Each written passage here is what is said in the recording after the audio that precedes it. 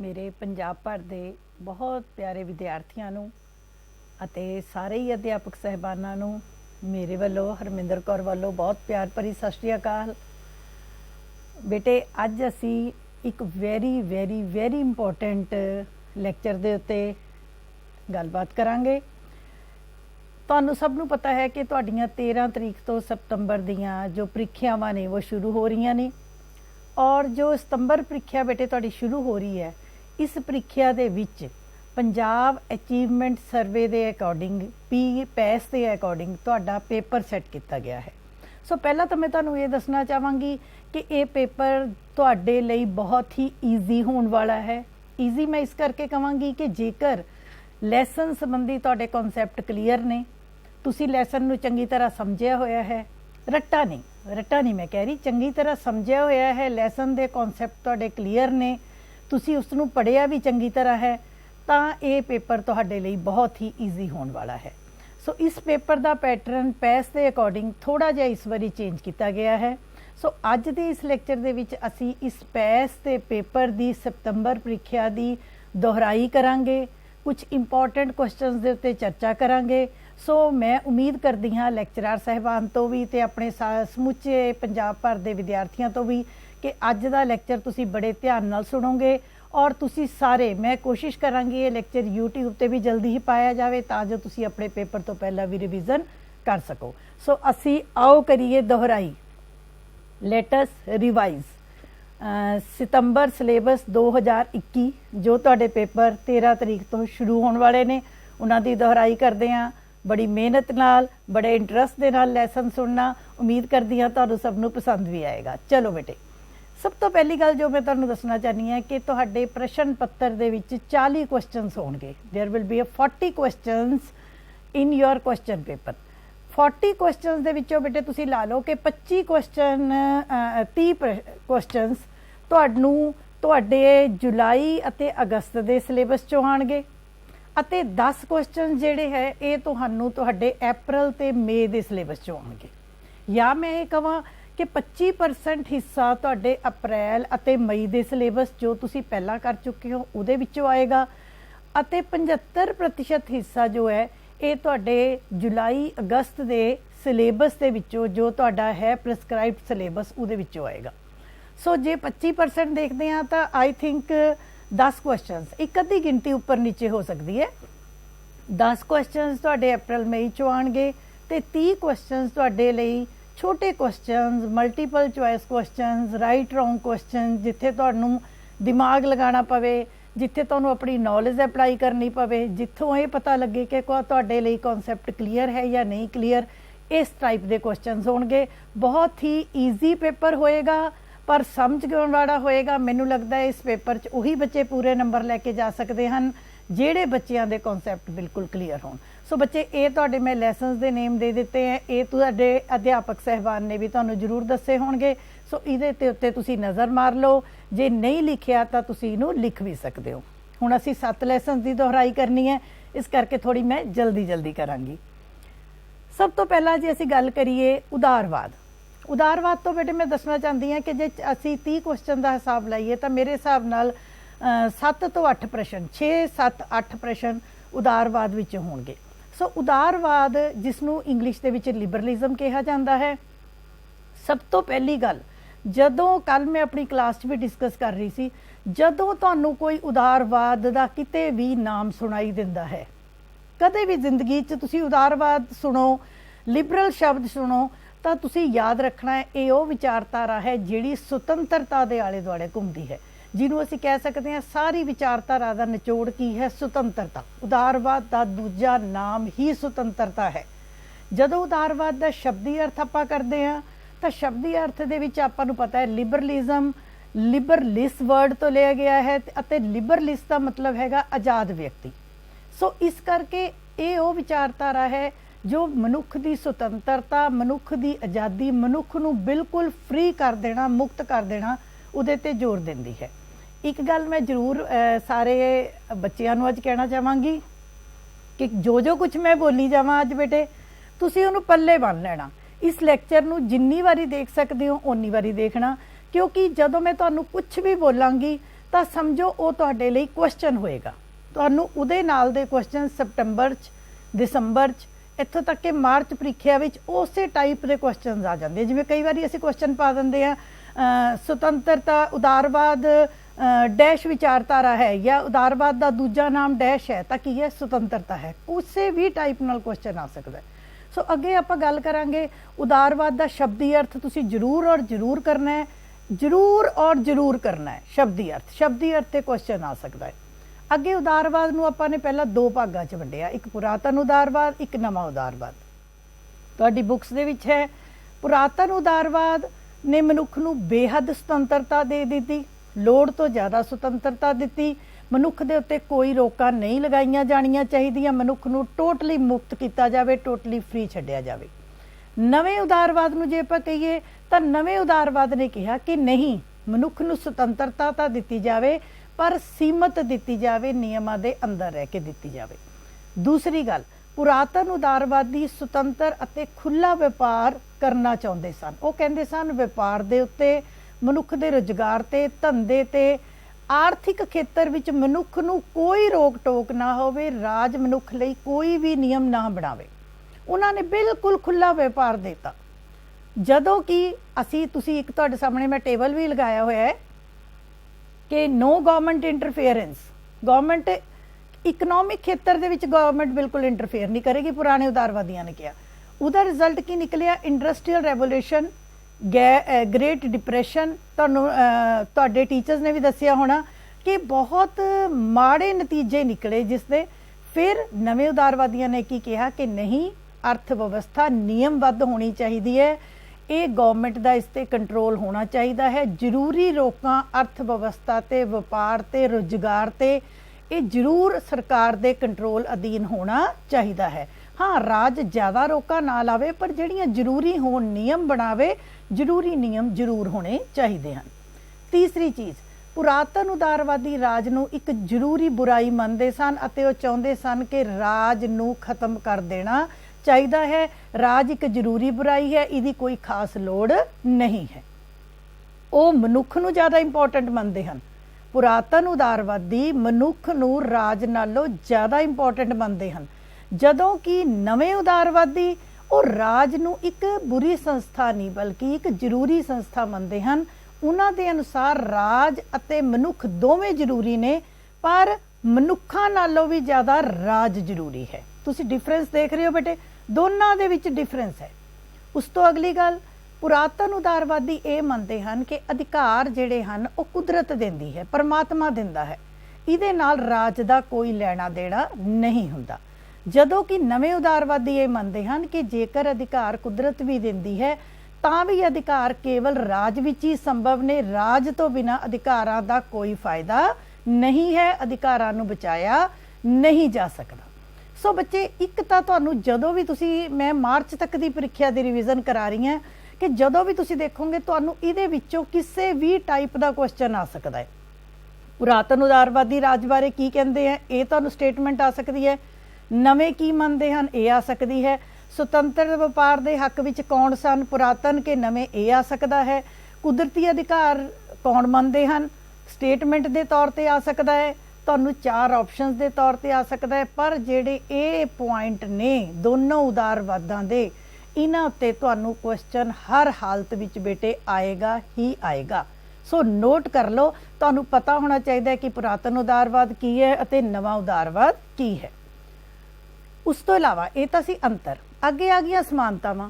ਹੁਣ ਦੋਨੋਂ ਉਦਾਰਵਾਦ, ਪੁਰਾਣੇ ਉਦਾਰਵਾਦੀ ਵੀ ਮਨੁੱਖ ਨੂੰ ਸੁਤੰਤਰ ਕਰਨਾ ਚਾਹੁੰਦੇ ਹਨ, ਮਨੁੱਖ ਨੂੰ ਸਿਆਣਾ ਪ੍ਰਾਣੀ ਮੰਨਦੇ ਹਨ, ਮਨੁੱਖਤਾ ਤੇ ਜ਼ੋਰ ਦਿੰਦੇ ਹਨ, ਮਨੁੱਖ ਨੂੰ ਸਰਵ ਉੱਤਮ ਪ੍ਰਾਣੀ ਮੰਨਦੇ ਹਨ। ਨਵੇਂ ਉਦਾਰਵਾਦੀ ਵੀ ਮੰਨਦੇ ਹਨ। ਪੁਰਾਤਨ ਉਦਾਰਵਾਦੀ ਵੀ ਸਭ ਨੂੰ ਬਰਾਬਰ ਵੋਟ ਦਾ ਹੱਕ ਦੇਣਾ ਚਾਹੁੰਦੇ ਸਨ, ਨਵੇਂ ਉਦਾਰਵਾਦੀ ਵੀ ਦੇਣਾ ਚਾਹੁੰਦੇ ਸਨ। ਪੁਰਾਤਨ ਉਦਾਰਵਾਦੀ ਵੀ ਧਰਮ ਨਿਰਪੱਖ ਰਾਜ ਦੇ ਵਿੱਚ ਹੱਕ ਵਿੱਚ ਸਨ ਅਤੇ ਨਵੇਂ ਉਦਾਰਵਾਦੀ ਵੀ ਧਰਮ ਨਿਰਪੱਖ ਰਾਜ ਦੇ ਹੱਕ ਵਿੱਚ ਸਨ। ਪੁਰਾਤਨ ਉਦਾਰਵਾਦੀ ਵੀ ਮੰਨਦੇ ਹਨ ਕਿ ਸਮਾਜ ਵਿੱਚ ਕੋਈ ਵੀ ਧਰਮ, ਜਾਤ, ਭਾਸ਼ਾ, ਸੱਭਿਆਚਾਰ ਹੋ ਸਕਦਾ ਹੈ। ਸੋ ਨਵੇਂ ਵੀ ਇਹੀ ਮੰਨਦੇ ਹਨ ਕਿ ਬਹੁਵਾਦੀ ਸਮਾਜ ਹੋ ਸਕਦਾ ਹੈ। ਸੋ ਇਹ ਹੈਗੀਆਂ ਸਮਾਨਤਾਵਾਂ। ਇਸ ਤੋਂ ਪਿੱਛੇ ਜੋ ਅਸੀਂ ਕੀਤੀਆਂ ਸੀ ਉਹ ਹੈਗਾ ਦੋਨਾਂ ਦੇ ਵਿੱਚ ਡਿਫਰੈਂਸ।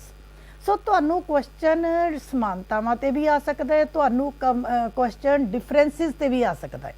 सो तुहानू पता होना चाहिए कि दोनों उदारवादां दियां किहड़ी, देखो पुरातन उदारवाद, नवा उदारवाद, इन्हां दे विच की अंतर ने वो तुहानू पता होना चाहिए भी दोनों किहड़ी किहड़ी गल दे उत्ते एक दूजे तो अलग ने। तुहानू ये पता होना चाहिए है कि इन्हां दोनों विच किहड़ियां समानतावां ने, दोनों उदारवादी किस किस गल दे हक विच हन। सो क्योंकि उदारवाद चाहे पुरातन है चाहे नवा है, उदारवाद का मतलब की है मनुख नू सुतंत्र बनाउणा, मनुख नू वध तो वध रिलैक्स करके रखना। सो ये नहीं होएगा कि नवे उदारवादियों ने मनुख दे उत्ते रोकां लगातियां, नहीं, वो कहते सीमित सुतंत्रता दिती जानी चाहिए है। उस तो जे असीं अगे चलीए तो एक तुहाडी बुक्स दे विच भी है नव उदारवाद, न्यू लिबरलिज्म। ये बेटे की है, जदों नवा उदारवाद भी खत्म होया तो उस तो अगे भी एक उदारवाद ने जन्म लिया 20वीं सदी च, that is called new liberalism. हुण ये नव उदारवाद की कहंदे ने, देखो नव उदारवादी मैं थोड़ा थोड़ा दसांगी क्योंकि मैं 7 लैसन बच्चे रिवाइज कराने ने। नवे उदारवादी भी खुले व्यापार के हक विच सन, खुले संसार के हक विच सन। खुला संसार मतलब संसार दे उत्ते कोई रोकां ना लगाईयां जाण, आयात निर्यात दे खुले मौके होण। कोई देश समान भेजना चाहुंदा है, लियाना चाहुंदा है, अंतरराष्ट्रीय संस्थावां, वर्ल्ड बैंक, IMF वर्गियां संस्थावां सारे देशों के लिए होण, खुला संसार होवे, तरक्की के मौके खूब, सारे देश अजिहा अर्थव्यवस्था अजिही होवे जिहदे नाल सब नूं तरक्की के मौके मिलन, मनुख नूं भी मिलन, देशां नूं भी मिलन, लोकां नूं देशां नूं वध तो वध आर्थिक सुतंत्रता होवे। इस तो इलावा मैं तुहानूं दस्सिया कि आयात निर्यात उत्ते रोकां घट तो घट होण, आर्थिक संस्थावां जिहड़ियां लोकां नूं धन दिंदियां ने, देशां नूं धन दिंदियां ने, जिवें वर्ल्ड बैंक है, IMF है, कोई होर भी हो सकती, इन्हां सारियां ते उन्होंने जोर दिता। सो नवे उदारवादियों ने एक नारा दिता LPG। LPG वेरी इंपॉर्टेंट है, इनू ध्यान नाल देख लो, इनू LPG गैस ना समझियो पुत्र। LPG मैंने लिबरलाइजेशन, प्राइवेटाइजेशन एंड ग्लोबलाइजेशन, उदारीकरण, निजीकरण अते विश्वीकरण। ठीक है जी, ये नारा किने दिता बच्चे? नव उदारवादियों ने। ये कहते संसार नू खुला भी छड्डो, सुतंत्रता भी दिओ, निजी हत्थां दे विच ज़्यादा शक्ति आवे, संसार ग्लोबलाइजेशन मैंने संसारीकरण होवे, संसार भी खुला होवे, संसार एक दूजे दे नेड़े आवे। सो ये भी वेरी इंपॉर्टेंट है, इहदे ते भी क्वेश्चन आ जाता है। ठीक इस तरीके दे नाल एक नंबर का तुहानूं क्वेश्चन आ जाता है कि WTO वर्ल्ड ट्रेड ऑर्गेनाइजेशन, इसकी स्थापना कदों हुई? 1995 दे विच। सो वर्ल्ड ट्रेड ऑर्गेनाइजेशन का काम यही सी, सारे संसार दे विच व्यापार विच वाधा करना, आर्थिक सुतंत्रता देनी, देशों के विच जो व्यापार का बैरीयर है उन्होंने खत्म करके सारे देशों को विकास के राह वल तोरना। सो ये उत्ते भी बेटे तुहानूं क्वेश्चन आ सकता है। सो मैनू लगता है कि मेन गल्लां मैं दस दित्तियां। हुण तुहानूं किस टाइप का क्वेश्चन आएगा तुसीं उहनूं समझ के जब 2 बारी क्वेश्चन नूं पढ़ोगे तुहानूं अपने आप समझ आ जाएगा कि असीं की करना है। पर मैं फिर कह रही हाँ कि पुराने अते नवे उदारवाद विच अंतर तुहानूं पता होना चाहिए है, परिभाषा तुहानूं पता होनी चाहिए है कि ये शब्द किसने कहे ने। ठीक है, 2-3 परिभाषा, डॉक्टर लास्की की परिभाषा, सार्टोर की परिभाषा, 2-3 परिभाषावां तुसीं जरूर और जरूर पढ़नियां हन। शब्दी अर्थ तुसीं जरूर और जरूर करना है। सो असीं कई बार कह दिंदे आ कि उदारवाद की है, जदों मनुख नूं समाजिक, आर्थिक, राजनीतिक, धार्मिक सारे तौर पर जदों मनुख नूं पूरा सुतंत्र कर दिता जाए तो वह की आ जाता है? उदारवाद आ जाता है। सो याद रखना है, सुतंत्रता का दूजा नाम उदारवाद है। आई थिंक उदारवाद की मैनूं लगदा रिवीजन तुहाडी हो गई है। अगे असीं गल करांगे मार्क्सवाद की। बेटे जदों तुहाडा पेपर आएगा तुसी पेपर देख के, जे तुसी मेरी रिवीजन तो बाद पढ़ भी लओगे तो पेपर देख के तुसी खुश होवोगे कि असीं ये सब कुछ पढ़िया सी, समझिया सी और सानू आ भी गया। सो इसे करके मैं बार बार काफ़ी दिनों तो मैसेज भी पा रही सी फील्ड विच कि ये लैक्चर रिवीजन का बच्चों को जरूर दिखाया जाए। सो मैं यूट्यूब पर भी ये लैक्चर जल्द ही असीं पावांगे तां जो तुसी पेपर तो पहला रिवीजन कर सको। अगे गल करते हैं मार्क्सवाद की, मार्क्सिज्म। कार्ल मार्क्स बहुत वड्डी विचारधारा, तुसी सारे पढ़ चुके हो। कार्ल मार्क्स का जन्म जर्मनी च होया, ये तुसी पढ़ चुके हो। कार्ल मार्क्स एक क्रांतिकारी विचारा दे सन, ये तुसी पढ़ चुके हो। कार्ल मार्क्स देश दे सरकार दीयां कमियां बारे दसदे सी, जिन्हां करके उन्होंने कई देशों विचों देश निकाला दे दिता गया। जदों किसी देश में जाते उत्थे उस सरकार दीयां कमियां बारे बोलते, तो जदों कमियां बारे बोलते उस सरकार उसनूं कढ़ के देश तो बाहर भेज दिंदी सी। बट ਕਾਰਲ ਮਾਰਕਸ ਨੇ ਦੁਨੀਆ ਨੂੰ ਇੱਕ ਬਹੁਤ ਵੱਡੀ ਵਿਚਾਰਧਾਰਾ ਦਿੱਤੀ, ਦੈਟ ਇਜ਼ ਕਾਲਡ ਮਾਰਕਸਵਾਦ। ਸਾਮਵਾਦ, ਮਾਰਕਸਵਾਦ, ਇਹ ਕਾਰਲ ਮਾਰਕਸ ਦੀ ਸਾਨੂੰ ਬਹੁਤ ਵੱਡੀ ਦੇਣ ਹੈ। ਸੋ ਕਾਰਲ ਮਾਰਕਸ ਦੇ ਇੱਕ ਪਰਮ ਮਿੱਤਰ ਸਨ ਫਰੈਡਰਿਕ ਐਂਜਲਸ, ਨਾਮ ਯਾਦ ਰੱਖਣਾ ਹੈ, ਫਰੈਡਰਿਕ ਐਂਜਲਸ। ਕਾਰਲ ਮਾਰਕਸ ਨੇ ਆਪਣੀ ਸਾਰੀ ਵਿਚਾਰਧਾਰਾ ਕਿਹਦੇ ਨਾਲ ਮਿਲ ਕੇ ਦਿੱਤੀ? ਫਰੈਡਰਿਕ ਐਂਜਲਸ ਦੇ ਨਾਲ ਮਿਲ ਕੇ ਦਿੱਤੀ। ਇਹ ਵੀ ਤੁਹਾਨੂੰ ਕੁਐਸਚਨ ਚ ਆ ਸਕਦਾ ਹੈ। ਉਸ ਤੋਂ ਇਲਾਵਾ ਕਾਰਲ ਮਾਰਕਸ ਨੇ ਨਾ ਸਿਰਫ ਸਾਮਵਾਦ ਦਾ ਨਾਰਾ ਦਿੱਤਾ ਬਲਕਿ ਉਸ ਨੂੰ ਲਾਗੂ ਕਰਨ ਦਾ ਤਰੀਕਾ ਵੀ ਦੱਸਿਆ। ਇੱਕ ਚੀਜ਼ ਹੁੰਦੀ ਹੈ ਅਸੀਂ ਕੋਈ ਕੰਮ ਕਰਨ ਲਈ ਦੱਸਦੇ ਹਾਂ, ਦੂਸਰਾ ਹੁੰਦਾ ਅਸੀਂ ਉਹ ਕਰਕੇ ਵੀ ਦਿਖਾਉਂਦੇ ਹਾਂ। ਸੋ ਯਾਦ ਰੱਖਿਓ ਕਾਰਲ ਮਾਰਕਸ ਉਹ ਵਿਚਾਰਕ ਸੀ ਜਿਨ੍ਹਾਂ ਨੇ ਨਾ ਸਿਰਫ ਸਾਮਵਾਦ ਲਿਆਉਣ ਦਾ ਤਰੀਕਾ ਦੱਸਿਆ ਬਲਕਿ ਉਸ ਨੂੰ ਲਾਗੂ ਕਰਨ ਦਾ ਤਰੀਕਾ ਵੀ ਦੱਸਿਆ ਤੇ ਲਾਗੂ ਕਰਕੇ ਵੀ ਦਿਖਾਇਆ। ਕਾਰਲ ਮਾਰਕਸ ਦੇ ਵਿਚਾਰਧਾਰਾ ਨੂੰ ਰੂਸ ਦੇ ਵਿੱਚ ਲੈਨਿਨ ਅਤੇ ਸਟਾਲਿਨ, ਚੀਨ ਦੇ ਵਿੱਚ ਮਾਓ ਸੇ ਤੁੰਗ, ਇਹਨਾਂ ਵਿਦਵਾਨਾਂ ਨੇ ਮਾਰਕਸ ਦੀ ਵਿਚਾਰਧਾਰਾ ਨੂੰ ਲਾਗੂ ਕਰਨ ਦਾ ਕੰਮ ਕੀਤਾ। ਇਹਦੇ ਉੱਤੇ ਵੀ ਤੁਹਾਨੂੰ ਕੁਐਸਚਨਸ ਆ ਸਕਦੇ ਹੈ। ਉਸ ਤੋਂ ਇਲਾਵਾ ਅਸੀਂ ਗੱਲ ਕਰਾਂਗੇ ਕਾਰਲ ਮਾਰਕਸ ਦੀਆਂ ਪੁਸਤਕਾਂ। Very very very very important. ਮੈਂ ਤਾਂ ਵੈਰੀ ਜਿੰਨੀ ਵਾਰੀ ਵੈਰੀ ਲਗਾ ਸਕਦੇ ਹੋ ਲਾ ਲਓ। ਸੋ ਕਾਰਲ ਮਾਰਕਸ ਦੀਆਂ ਪੁਸਤਕਾਂ ਦੇ ਵਿੱਚ ਦਾਸ ਕੈਪੀਟਲ, ਠੀਕ ਹੈ ਜੀ, ਸਾਮਵਾਦੀ ਐਲਾਨਨਾਮਾ, ਕਮਿਊਨਿਸਟ ਮੈਨੀਫੈਸਟੋ ਦੇ ਉੱਤੇ, value price and profits, critics of political economy, ਬੜੀਆਂ 4-5 ਬੜੀਆਂ ਮਸ਼ਹੂਰ ਕਿਤਾਬਾਂ, ਖਾਸ ਤੌਰ ਤੇ ਦਾਸ ਕੈਪੀਟਲ ਤੇ ਕਮਿਊਨਿਸਟ ਮੈਨੀਫੈਸਟੋ। ਬੱਚੇ ਕਿਤਾਬਾਂ ਦੇ ਨਾਮ ਤੁਸੀਂ ਹਰ ਹਾਲਤ ਵਿੱਚ ਯਾਦ ਕਰਨੇ ਆ। ਮੈਂ ਕੱਲ ਹੀ ਆਪਣੇ ਸਟੂਡੈਂਟਸ ਨੂੰ ਕਲਾਸ ਵਿੱਚ ਵੀ ਪੁੱਛੇ ਸੀਗੇ। ਸੋ ਇਹ ਤੁਸੀਂ ਯਾਦ ਕਰਿਓ, ਤੁਹਾਨੂੰ ਮਾਰਚ ਪ੍ਰੀਖਿਆ ਤੱਕ ਇਹਨਾਂ ਵਿੱਚੋਂ ਕੋਈ ਕੁਐਸਚਨ ਆ ਸਕਦਾ ਹੈ। ਅੱਗੇ ਅਸੀਂ ਕਾਰਲ ਮਾਰਕਸ ਦੇ ਵਿਚਾਰਾਂ ਦੀ ਗੱਲ ਕਰਾਂਗੇ ਕਿ ਕਾਰਲ ਮਾਰਕਸ ਪੂੰਜੀਵਾਦ ਅਤੇ ਨਿੱਜੀਕਰਨ ਦੇ ਖਿਲਾਫ ਸੀ। ਇੱਕ ਗੱਲ ਯਾਦ ਰੱਖਣੀ ਹੈ, ਬਿਲਕੁਲ ਸ਼ਾਰਟਕਟ 'ਚ ਦੱਸ ਰਹੀ ਹਾਂ। ਜਿਸ ਤਰ੍ਹਾਂ ਮੈਂ ਤੁਹਾਨੂੰ ਦੱਸਿਆ ਕਿ ਉਦਾਰਵਾਦ ਕਿਹੜੀ ਵਿਚਾਰਧਾਰਾ ਹੈ ਜਿਹੜੀ ਸੁਤੰਤਰਤਾ ਦੇ ਆਲੇ ਦੁਆਲੇ ਘੁੰਮਦੀ ਹੈ। ਸਾਰੀ ਉਦਾਰਵਾਦ ਦਾ ਨਿਚੋੜ ਕੀ ਹੈ? ਫਰੀडम, ਸੁਤੰਤਰਤਾ। ਇਸੇ ਤਰੀਕੇ ਦੇ ਨਾਲ ਕਾਰਲ ਮਾਰਕਸ ਦੀ ਵਿਚਾਰਧਾਰਾ, ਜਦੋਂ ਤੁਸੀਂ ਕਾਰਲ ਮਾਰਕਸ ਦਾ ਨਾਮ ਸੁਣ ਲੈਣਾ, ਸਾਮਵਾਦ ਦਾ ਨਾਮ ਸੁਣ ਲੈਣਾ, ਯਾਦ ਰੱਖਣਾ ਮਾਰਕਸ ਦੀ ਸਾਰੀ ਫਿਲਾਸਫੀ ਕਿਹਦੇ ਦੁਆਲੇ ਘੁੰਮਦੀ ਹੈ? ਧਨ ਦੇ ਦੁਆਲੇ ਘੁੰਮਦੀ ਹੈ। ਕਿਹਦੇ ਦੁਆਲੇ ਘੁੰਮਦੀ ਹੈ ਬੇਟੇ? ਧਨ ਦੇ ਦੁਆਲੇ ਘੁੰਮਦੀ ਹੈ, ਅਮੀਰ ਗਰੀਬ ਦੇ ਦੁਆਲੇ ਘੁੰਮਦੀ ਹੈ। ਅਗਲੀ ਗੱਲ, ਕਾਰਲ ਮਾਰਕਸ ਕਿਹਦੇ ਹੱਕ ਵਿੱਚ ਸਨ? ਕਾਰਲ ਮਾਰਕਸ ਮਜ਼ਦੂਰਾਂ ਦੇ, ਕੀਰਤੀਆਂ ਦੇ, ਕਾਮਿਆਂ ਦੇ, ਕੰਮ ਕਰਨ ਵਾਲਿਆਂ ਦੇ ਹੱਕ ਵਿੱਚ ਸਨ। ਕਾਰਲ ਮਾਰਕਸ ਅਮੀਰਾਂ ਦੇ, ਪੂੰਜੀਪਤੀਆਂ ਦੇ, ਜ਼ਗੀਰਦਾਰਾਂ ਦੇ, ਉਦਯੋਗਪਤੀਆਂ ਦੇ ਹੱਕ ਵਿੱਚ ਨਹੀਂ ਸਨ। ਇਹ ਤੁਹਾਨੂੰ ਇਹ ਨਿਚੋੜ ਹੈ ਇਹਨਾਂ ਦੀ ਫਿਲਾਸਫੀ ਦਾ, ਇਹ ਤੁਹਾਨੂੰ ਪਤਾ ਹੋਣਾ ਚਾਹੀਦਾ ਹੈ। ਸੋ ਕਾਰਲ ਮਾਰਕਸ ਪੂੰਜੀਵਾਦ ਮੈਨੇ ਜਦੋਂ ਆਪਾਂ ਧਨ ਦੇ ਇਕੱਠਾ ਹੋ ਜਾਵੇ ਬਹੁਤ ਜ਼ਿਆਦਾ, ਅਮੀਰਾਂ ਦੇ ਹੱਕ ਵਿੱਚ ਨਹੀਂ ਸਨ। ਨਿੱਜੀਕਰਨ ਮੈਨੇ ਇੱਕ ਚੀਜ਼ ਹੁੰਦੀ ਹੈ ਮੇਰੀ, ਇੱਕ ਹੁੰਦੀ ਹੈ ਸਾਂਝੀ, ਉਹ ਸਾਂਝੀਆਂ ਚੀਜ਼ਾਂ ਦੇ ਹੱਕ ਵਿੱਚ ਸਨ, ਉਹ ਨਿੱਜੀ ਚੀਜ਼ਾਂ ਦੇ ਹੱਕ ਵਿੱਚ ਨਹੀਂ ਸਨ। ਕਾਰਲ ਮਾਰਕਸ ਵਾਧੂ ਸੁਤੰਤਰਤਾ, ਜਿਵੇਂ ਉਦਾਰਵਾਦ ਮਨੁੱਖ ਨੂੰ ਬਹੁਤ ਸੁਤੰਤਰਤਾ ਦੇਣਾ ਚਾਹੁੰਦੀ ਹੈ, ਕਾਰਲ ਮਾਰਕਸ ਮਨੁੱਖ ਨੂੰ ਵਾਧੂ ਸੁਤੰਤਰਤਾ ਨਹੀਂ ਦੇਣਾ ਚਾਹੁੰਦੇ। ਉਹ ਕਹਿੰਦੇ ਸਨ ਹਰ ਮਨੁੱਖ ਕੰਮ ਕਰੇ, ਬਦਲੇ ਵਿੱਚ ਉਹਨਾਂ ਦੀਆਂ ਲੋੜਾਂ ਪੂਰੀਆਂ ਹੋਣ, ਮਨੁੱਖ ਨੂੰ ਵਾਧੂ ਸੁਤੰਤਰਤਾ ਨਹੀਂ ਦਿੱਤੀ ਜਾਣੀ ਚਾਹੀਦੀ। ਅਗਲੀ ਗੱਲ, ਸਮਾਜ ਦੀਆਂ ਦੋ ਸ਼੍ਰੇਣੀਆਂ। ਕਾਰਲ ਮਾਰਕਸ ਸਮਾਜ ਵਿੱਚ ਦੋ ਸ਼੍ਰੇਣੀਆਂ ਮੰਨਦੇ ਹਨ, ਅਮੀਰ ਗਰੀਬ, ਪੂੰਜੀਪਤੀ ਮਜ਼ਦੂਰ, ਜ਼ਗੀਰਦਾਰ ਕਾਮੇ। ਹਮੇਸ਼ਾ ਹੀ ਉਹਨਾਂ ਨੇ ਦੋ ਸ਼੍ਰੇਣੀਆਂ ਮੰਨੀਆਂ ਅਤੇ ਉਹ ਕਹਿੰਦੇ ਦੋਨਾਂ ਸ਼੍ਰੇਣੀਆਂ 'ਚ ਵਿਰੋਧ ਚੱਲਦਾ ਹੈ ਅਤੇ ਤਣਾਅ ਦੀ ਹਾਲਤ ਬਣੀ ਰਹਿੰਦੀ ਹੈ। ਔਰ ਵਿਰੋਧ ਜਾਂ ਤਣਾਅ ਕਿਉਂ ਹੈ? ਪੈਸੇ ਕਾਰਨ। ਕਿਹਦੇ ਕਾਰਨ ਹੈ ਬੇਟੇ? ਧਨ ਕਾਰਨ ਹੈ। ਆਰਥਿਕ ਕਾਰਨ ਮੈਨੇ ਧਨ ਦੇ ਕਾਰਨ ਹੈ।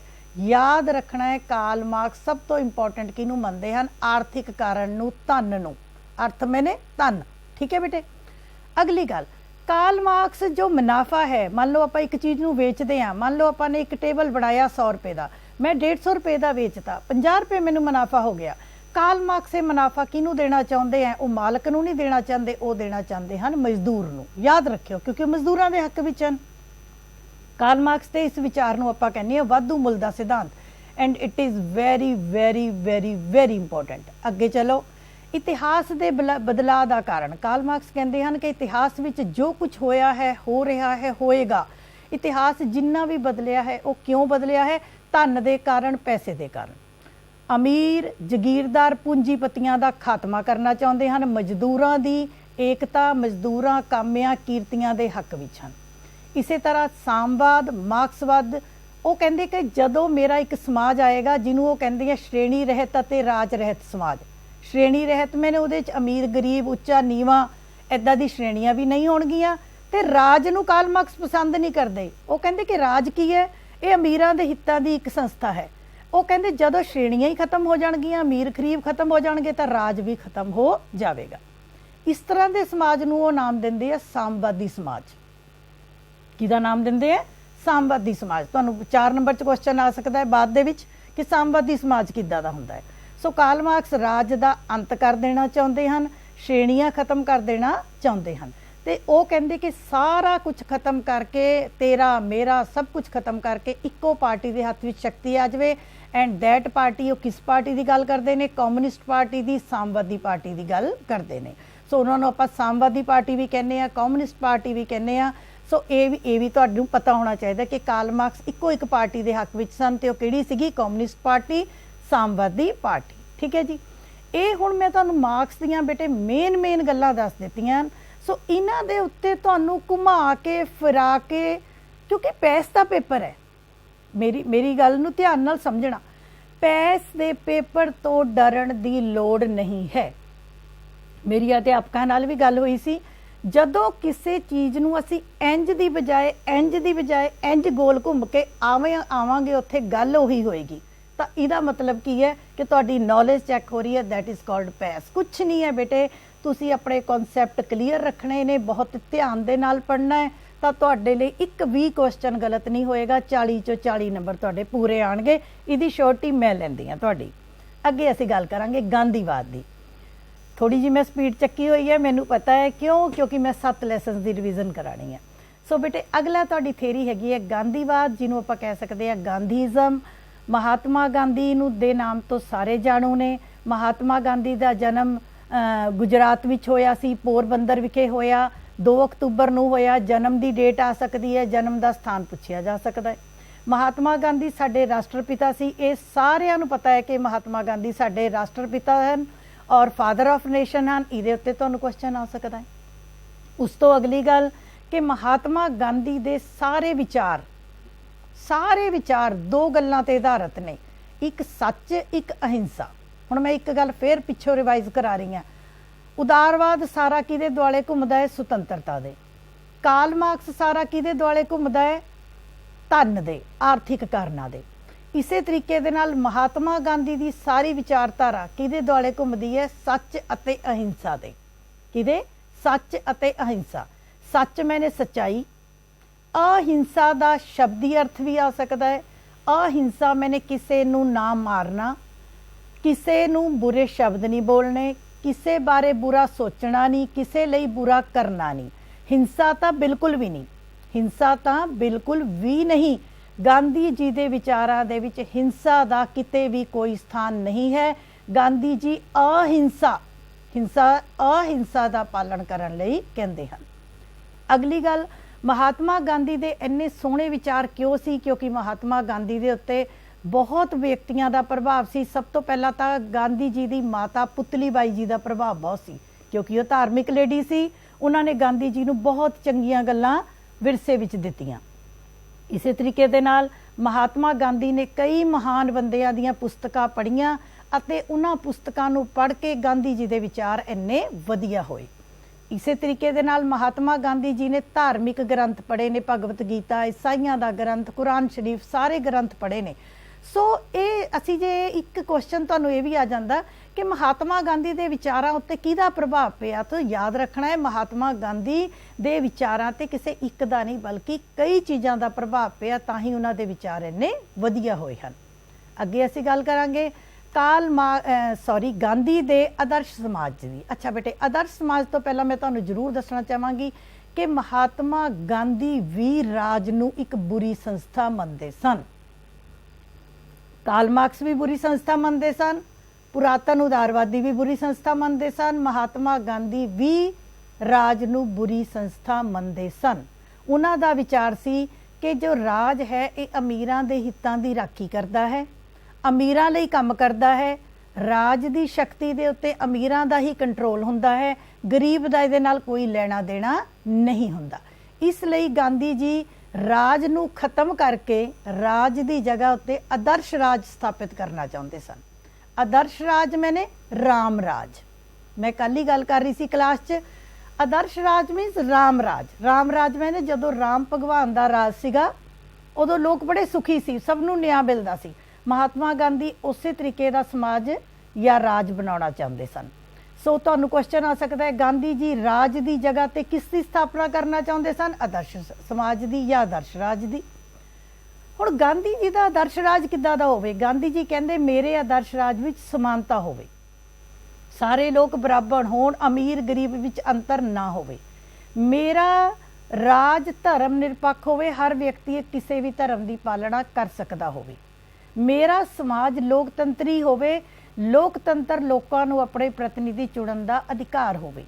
ਪਰ ਇੱਕ ਗੱਲ ਯਾਦ ਰੱਖਿਓ, ਮਹਾਤਮਾ ਗਾਂਧੀ ਜੀ ਵੋਟ ਦਾ ਹੱਕ ਪਤਾ ਕਿਹਨੂੰ ਦੇਣਾ ਚਾਹੁੰਦੇ ਹਨ? ਜਿਹੜਾ ਬੰਦਾ ਕਹਿੰਦੇ ਹੱਥ ਨਾਲ ਕੰਮ ਕਰਦਾ ਹੈ।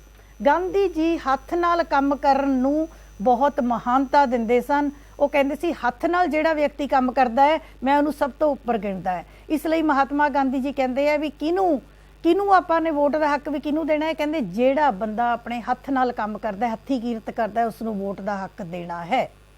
ਇਸ ਤੋਂ ਇਲਾਵਾ ਗਾਂਧੀ ਜੀ ਧਨ ਦੀ ਵੰਡ ਕਰਨਾ ਚਾਹੁੰਦੇ ਸਨ। ਗਾਂਧੀ ਜੀ ਸ਼ਕਤੀਆਂ ਦੀ ਵੰਡ ਕਰਨਾ ਚਾਹੁੰਦੇ ਸਨ। ਰਾਜਨੀਤਿਕ ਵਿਕੇਂਦਰੀਕਰਨ ਮੈਨੇ ਵੰਡ ਕਰਨਾ। ਗਾਂਧੀ ਜੀ ਰਾਜਨੀਤਿਕ ਸ਼ਕਤੀਆਂ ਵੀ ਵੰਡਣਾ ਚਾਹੁੰਦੇ ਸਨ ਅਤੇ ਧਨ ਦੀਆਂ ਸ਼ਕਤੀਆਂ ਵੀ ਵੰਡਣਾ ਚਾਹੁੰਦੇ ਸਨ। ਇਸੇ ਤਰੀਕੇ ਦੇ ਨਾਲ ਮਹਾਤਮਾ ਗਾਂਧੀ ਚਾਹੁੰਦੇ ਹਨ ਕਿ ਅਮੀਰ ਲੋਕ ਆਪਣਾ ਧਨ ਕਿਹਨੂੰ ਦੇ ਦੇਣ? ਗਰੀਬਾਂ ਨੂੰ ਦੇ ਦੇਣ। ਉਹ ਕਹਿੰਦੇ ਅਮੀਰ ਇਹ ਸੋਚਣ ਕਿ ਧਨ ਸਾਡੇ ਕੋਲ ਗਰੀਬਾਂ ਦੀ ਅਮਾਨਤ ਹੈ, ਜਦੋਂ ਗਰੀਬਾਂ ਨੂੰ ਲੋੜ ਹੋਵੇਗੀ ਅਸੀਂ ਆਪਣਾ ਧਨ ਗਰੀਬਾਂ ਨੂੰ ਦੇਣ ਲਈ ਤਿਆਰ ਹਾਂ। ਗਾਂਧੀ ਜੀ ਦੇ ਇਸ ਵਿਚਾਰ ਨੂੰ ਅਮਾਨਤਦਾਰੀ ਪ੍ਰਣਾਲੀ ਕਿਹਾ ਜਾਂਦਾ ਹੈ। ਉਹ ਕਹਿੰਦੇ ਅਮੀਰ ਲੋਕ ਸੋਚਣ ਵੀ ਸਾਡੇ ਕੋਲ ਪਿਆ ਹੈ ਧਨ, ਜਦੋਂ ਸਮਾਜ ਨੂੰ ਲੋੜ ਹੈ, ਗਰੀਬਾਂ ਨੂੰ ਲੋੜ ਹੈ, ਮਹਾਤਮਾ ਗਾਂਧੀ ਕਹਿੰਦੇ ਅਮੀਰ ਲੋਕ ਆਪਣਾ ਧਨ ਉਹਨਾਂ ਨੂੰ ਦੇਣ ਲਈ ਤਿਆਰ ਹੋ ਜਾਣ। ਇਸ ਤਰ੍ਹਾਂ ਦੇ ਸਮਾਜ ਦੀ ਉਹ ਕਲਪਨਾ ਕਰਦੇ ਸਨ।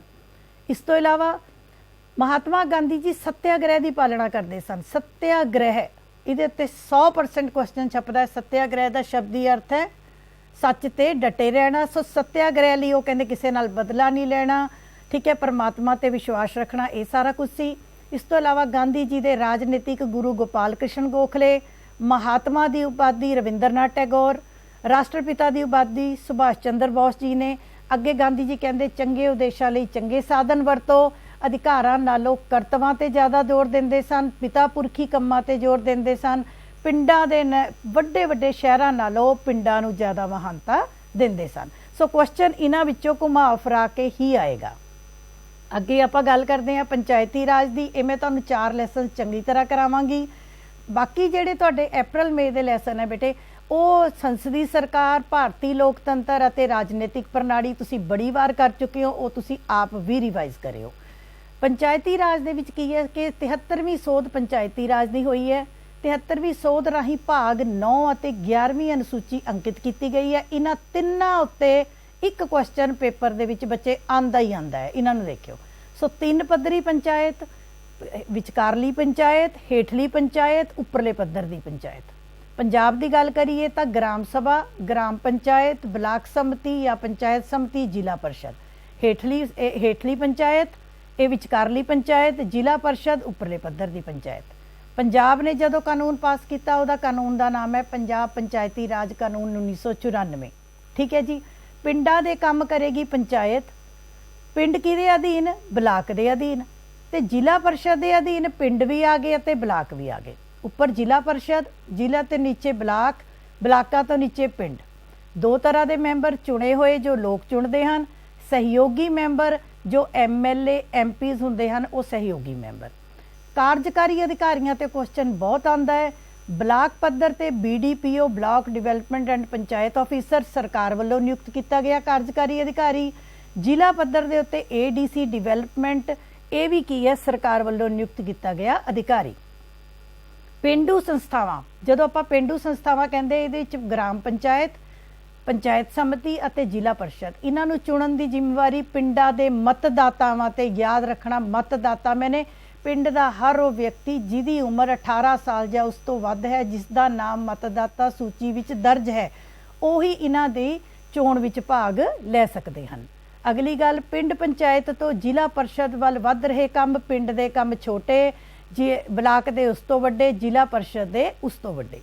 ਅੱਗੇ, ਪਿੰਡਾਂ ਕਿਉਂ ਪੰਚਾਇਤੀ ਰਾਜ ਸਫਲ ਨਹੀਂ ਹੋ ਸਕਿਆ? ਕਿਉਂਕਿ ਪਿੰਡਾਂ ਵਿੱਚ ਗੁੱਟਬੰਦੀ ਹੈ।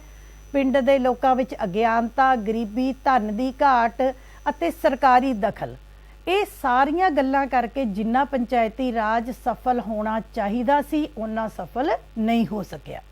अगली गल, हर तरह की पंचायत चाहे विचकारला पद्धर है, उपरी पद्धर है, औरतां लई 50% अद्धे स्थान, अनुसूचित जातियां ते पिछड़ी श्रेणियां लई राखवांकरण किया जाता है।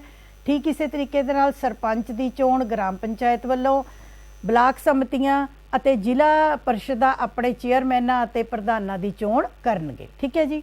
करा आमदन के साधना विच करा तो आमदन, सरकारी ग्रांटां तो आमदन, अपनी जायदाद तो आमदन, ये सारे आमदन के साधन ने। बहुत ईजी होने वाला है तुहाडा ये लैसन। इस लैसन नूं बस तुसीं समझ के चलना है। हेठले पद्धर की पंचायत, विचकारले पद्धर की पंचायत, उपरले पद्धर की पंचायत, सोध तुहानूं पता होनी चाहिए है, भाग पता होना चाहिए है, अनुसूची पता होनी चाहिए है। ठीक है बेटे। अगे हुण असीं गल करांगे अप्रैल मई के सिलेबस की। 3 लैसन आउणगे, राजनीतिक प्रणाली, संसदी ढांचा ते भारतीय लोकतंत्र। मैं सौखा है भारतीय लोकतंत्र थोड़ा जिहा इत्थों तुहानूं दसना शुरू करांगी। शायद देखो, जदों भारतीय लोकतंत्र बेटे उहदे 2 तरह के तत्त ने, समाजिक तत्त, आर्थिक तत्त। समाजिक तत्त जिवें तुसीं ला लो संप्रदायिकता, जातिवाद, भाषावाद, वक्खवाद, ये सब समाजिक तत्त ने जो साडे लोकतंत्र ते माड़ा प्रभाव पाते हैं। आर्थिक तत्त जिवें गरीबी हो गई, बेरोजगारी हो गई, भ्रष्टाचार हो गया, आर्थिक असमानता हो गई, ये भी साडे लोकतंत्र दे उत्ते माड़ा प्रभाव पाते हैं। सो इन्हां दे प्रभावां दे उत्ते तुहानूं क्वेश्चन पेपर च आ सकता है। इस तो इलावा असीं अपने लोकतंत्र नूं सफल किद्दां करना है, इहदियां लोकतंत्र लई जरूरी शर्तां ते भी तुहानूं क्वेश्चन आ सकता है। ये तुहाडे नॉलेज दे बेस ते भी हो सकता है भी की सानूं वोट वेचणी चाहिदी है कि नहीं, कि सानूं पढ़े लिखे होना चाहिए है या नहीं, या लोकतंत्र की सफलता लई किहड़ियां चीज़ां दा होना जरूरी है, इहदे उत्ते बेटे तुहानूं क्वेश्चन आ सकते हैं। अगली गल आपां करांगे संसदी सरकार दी। Very very important. संसदी सरकार विच की है कि साडे केंद्र विच भी अते राज्यां विच भी सेम संसदी ढांचा है। केंद्र च राष्ट्रपति, इधर राजपाल, केंद्र च प्रधानमंत्री, राज्यां च मुख मंत्री, सेम ढांचा दोनों जगह ते है। ना मात्र कार्यपालिका राष्ट्रपति, राज्यां विच राजपाल। असली कार्यपालिका केंद्र दे विच प्रधानमंत्री अते मंत्री परिषद, राज्यां दे विच मुख मंत्री अते मंत्री परिषद। इहदे ते क्वेश्चन आ सकता है। राजनीतिक एकरूपता मीनस प्रधानमंत्री अते उहदा मंत्री परिषद सारे इक्को राजनीतिक दल दे नाल संबंधित होने चाहिए हैं। क्यों? जे प्रधानमंत्री अते उहदे मंत्री इक्को दल नाल संबंधित होणगे तां सरकार मजबूती नाल काम कर सकती है अते संसदी सरकार वधिया तरह चल सकती है। प्रधानमंत्री की स्थिति स्ट्रोंग हो सकती है, सो लोक सभा की स्थिति भी स्ट्रोंग हो सकती है। इस तो इलावा व्यक्तिगत जिम्मेवारी, जदों एक मंत्री की गलती कारण एक नूं अस्तीफा देना पवे, व्यक्तिगत जिम्मेवारी जदों किसी सरकारी बिल के रद्द या सरकार की गलती करके प्रधानमंत्री अते मंत्री परिषद पूरी तरह खत्म होवे तो उसनूं असीं कहने आ सांझी जिम्मेवारी। सो बेटे ये तुहानूं इहदे उत्ते संसदी सरकार दीयां विशेषतावां तुसीं चंगी तरह करके जाणीआं हन। अगे गल करदे आ राजनीतिक प्रणाली दी। सो राजनीतिक प्रणाली दे विच डेविड ईस्टन ने 1953 दे विच द पोलीटिकल सिस्टम नाम की किताब लिखी। उस तो इलावा रॉबर्ट डेल ने किहड़ी लिखी। सारियां किताबां दे नाम तुहाडे पहले पैरे विच, पहले लैसन दे पहले पैरे च तुसीं करके जाने हन। निवेश निकास कारज लोकां दीयां मंगां, निकास प्रणाली दे निर्णय। प्रणाली का मुख्य काम लोकां दीयां मंगां नूं निर्णयां विच बदलना। जदों प्रणाली काम करती है तो देश के अंदरूनी वातावरण का प्रभाव भी पैंदा है अते बाहरी वातावरण का प्रभाव भी पैंदा है। इसे तरीके नाल जदों प्रणाली काम करती है तो सानू प्रणाली नूं समर्थन देना पैंदा है, भौतिक समर्थन भी देना पैंदा है, प्रणाली च भाग लैके सहभागी समर्थन देना पैंदा है, प्रणाली दे नूं सम्मान समर्थन देना पैंदा है। सो इन्हां उत्ते भी तुहानूं विचों विचों क्वेश्चनस आ सकते हैं। राजनीतिक प्रणाली दीयां विशेषतावां वेरी इंपोर्टेंट विशेषतावां तुसीं चंगी तरह करनियां ने। राजनीतिक संरचना या अंग, जो सारे अंग जो प्रणाली का काम सीधे ਜਾਂ असिधे रूप च करते हैं उसनूं असीं राजनीतिक संरचना कहते हैं। ये रस्मी अते गैर रस्मी। रस्मी संरचना वो अंग जो सीधे प्रणाली का काम करते हैं, विधानपालिका, कार्यपालिका, न्यायपालिका। तुहानूं क्वेश्चन आ सकता है कि रस्मी अंग किहड़े-किहड़े हैं। गैर रस्मी जो असिधे तौर पर जाति समूह है, हित समूह है, साडे राजनीतिक दल ने, ये डायरैक्टली इनडायरैक्टली जिहड़े काम करते हैं, दैट इज़ कॉल्ड राजनीतिक संरचना। फीडबैक लूप के उत्ते तुहानूं मार्च तक की प्रीखिया दे विच 4 नंबर का क्वेश्चन या 1 नंबर का क्वेश्चन भी फीडबैक लूप ते तुहानूं आ सकता है। ये भी बेटे बहुत इंपॉर्टेंट है। आई थिंक कि जिन्नी जल्दी मेरे तो हो सकिया मैं तुहानू मैक्सिमम रिवाइज करवा दिता है। बाकी तुहाडे लैक्चरर साहिबान ने भी तुहानू बहुत चंगी डिटेल दे विच लैसनस करवाए होने बेटे। मैनू जो लगता है मैं अपनी क्लास विच एक लैसन 8 तो 10 दिनों के विच खत्म करदी हाँ। हुण साडे कोल 35 मिनट सी जिहदे च असीं 7 लैसन रिवाइज कीते है, पर फिर भी जदों तुसीं रिवाइज करोगे बैठ के एक एक अखर नूं ध्यान नाल सुनना, जिहड़ा लैसन रिवाइज करोगे उहदी गल्लां नूं ध्यान नाल सुनना अते अपने लैसन दी रीडिंग लैना। मैं तुहाडू सारिआं नूं बड़ी शुभ इच्छावां दिंदी हां। मैनूं पता है कि जे तुसी ध्यान दे नाल सोच समझ के लैसन करोगे तो पक्का है कि तुसी 40 विचों 40 नंबर भी लाओगे अते पैस दे पेपर दे विच भी तुहाडी कामयाबी जरूर होएगी। सो किसी भी गलती दे लई मैं बहुत खिमा चाहुंदी हाँ। जल्दी बोलिया, कुछ गलती हो गई होवे, खिमा चाहुंदी हाँ। तुहानू एक बारी फिर शुभ इच्छावां, बहुत बहुत प्यार भरी धन्यवाद। Thank you.